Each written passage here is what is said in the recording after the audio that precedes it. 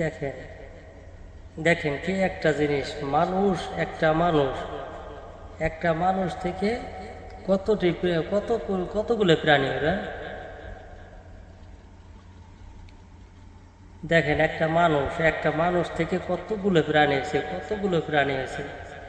কি মানে এটা কিভাবে সম্ভব, এটা কিভাবে কি করলো আপনারা দেখেন, দেখে বুঝে।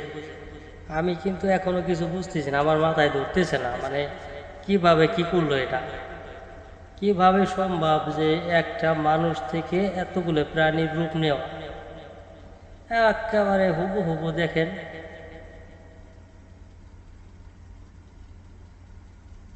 কি প্রতিভাটা তাদের মধ্যে। মানুষ চেষ্টা করলে কি না পারে দেখেন, মানুষের দ্বারাই সবই সম্ভব। হ্যাঁ।